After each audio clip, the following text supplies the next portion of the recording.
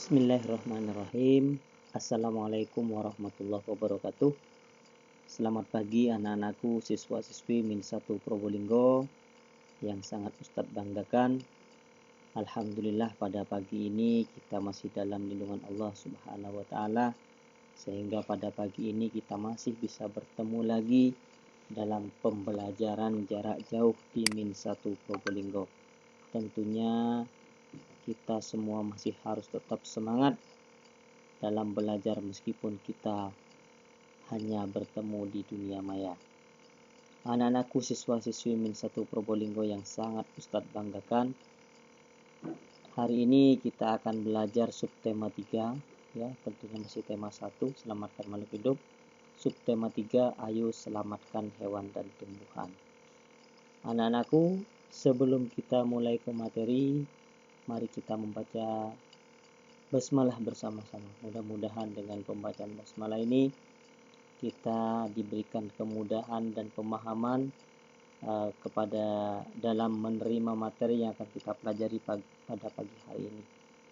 Mari kita baca basmalah bersama-sama. Bismillahirrahmanirrahim.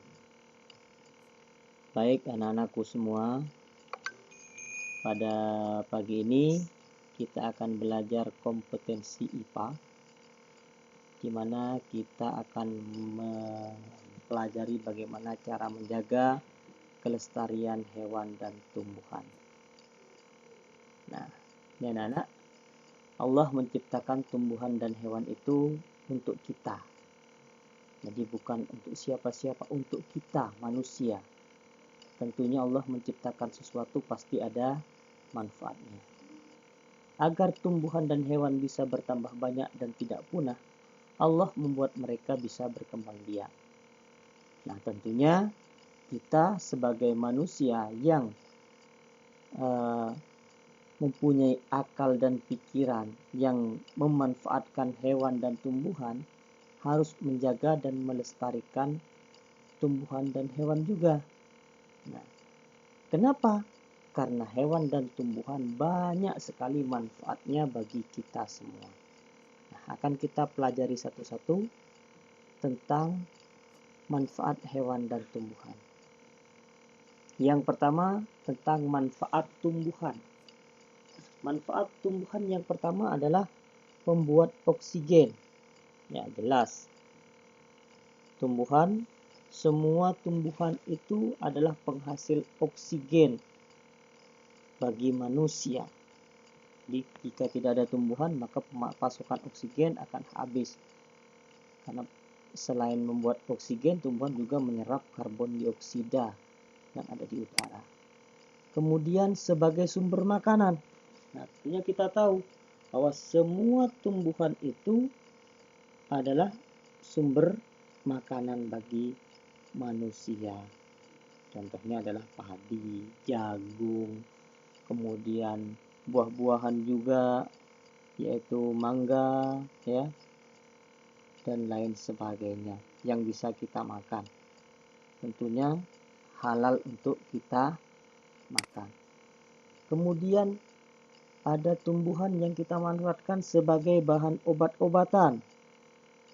Contohnya seperti kina, kemudian jahe, ada juga kunyit, ya, kemudian jambu biji, kemudian pace. Itu adalah contoh tumbuhan yang kita manfaatkan sebagai bahan obat-obatan. Sebagai bahan pakaian, yaitu kapas. Kemudian pewarna makanan. Nah, pewarna makanan ini bisa kita peroleh dari daun suji, ya. Daun suji. Apa daun suji? Biasanya daun suji itu pandan, ya. Anak-anak bisa disebut sebagai pandan di sini. Kemudian daun pohon jati yang masih muda itu bisa sebagai pewarna makanan. Kunyit juga bisa sebagai pewarna makanan. Kemudian sebagai penyedap makanan. Nah, penyedap makanan, apa tanaman yang bisa kita gunakan sebagai penyedap makanan? Ada bawang, ya, Kemudian bumbu-bumbu dapur itu sebagai penyedap makanan. Kemudian bahan bangunan, nah kayu jati, kayu mahoni, ya itu bisa kita manfaatkan sebagai bahan bangunan. Kemudian yang terakhir adalah pencegah longsor, erosi dan abrasi. Pencegah longsor dan erosi adalah tanaman berkayu yang kita tanam di hutan dan lain sebagainya. Sedangkan untuk mencegah abrasi adalah pohon bakau. Abrasi ini adalah pengikisan daratan oleh air laut. Jadi harus dicegah dan ditahan dengan yang namanya pohon bakau. Nah, kalau kalian sering ke Pantai Duta, itu banyak pohon bakau. Nah, itu untuk mencegah yang namanya abrasi. Itu beberapa manfaat tumbuhan. Kemudian manfaat hewan bagi manusia. Yang pertama, hewan kita manfaatkan sebagai sumber makanan. Bisa diambil dagingnya, bisa diambil telurnya, bisa diambil susunya, dan lain sebagainya. Tentunya hewan apa saja? Ya, tentunya banyak hewan yang bisa kita makan. Asalkan itu halal sesuai dengan tuntunan Islam. Contohnya daging sapi, daging ayam, telur ayam, susu sapi, susu kambing, dan lain sebagainya. Hewan kita manfaatkan tenaganya. Contohnya kuda untuk menarik delman, kemudian sapi, kemudian kerbau. Nah, itu kita manfaatkan tenaganya. Hewan sebagai pengendali hama. Nah, contohnya ular sawah. Nah, ular sawah ini sebagai pengendali hama. Hama apa? Hama tikus. Kalau ularnya tidak ada, maka tikusnya akan merajalela sehingga tanaman petani akan rusak. Kemudian burung hantu itu juga termasuk pengendali hama. Hewan sebagai obat-obatan juga. Nah, hewan sebagai obat-obatan. Nah, di situ apa istilahnya? Obat-obatan di sini yang bisa kita hewan yang dimanfaatkan sebagai obat-obatan adalah sirip hiu. Nah, ini bisa dibuat obat. Kemudian bisa ular sebagai antitoksin juga bisa ular sehingga bisa kita manfaatkan sebagai bahan obat-obatan dan lain-lain. Kemudian sebagai bahan kerajinan. Nah, kayak kulit sapi dibuat beduk, dibuat rebana dan lain sebagainya. Kemudian hewan sebagai bahan pakaian, contohnya adalah ulat sutra, yang tentunya kalau kain sutra itu mahalnya luar biasa. Kemudian bulu domba. Nah, kalau kalian sering lihat film Shaun the Sheep, nah itu ada domba. Dimanfaatkan bulunya untuk membuat kain wol. Kemudian hewan dimanfaatkan sebagai penggembur tanah.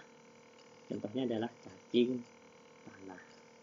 Nah, itu manfaat hewan dan tumbuhan. Nah, sekarang apa sih tujuan pelestarian tumbuhan dan hewan tersebut? Yang pertama, agar tumbuhan dan hewan tersebut tidak berkurang atau punah.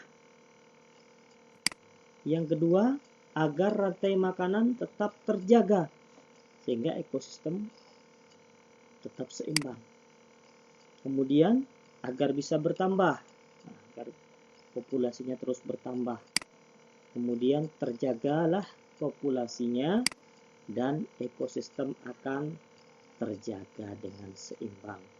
Ini adalah tujuan pelestarian tumbuhan dan hewan. Bagaimana cara melestarikannya? Yang pertama kita akan belajar cara melestarikan tumbuhan. terutama tumbuhan-tumbuhan langka yang sudah jarang sekali kita lihat. Yang pertama, pemerintah harus membuat undang-undang perlindungan tumbuhan langka.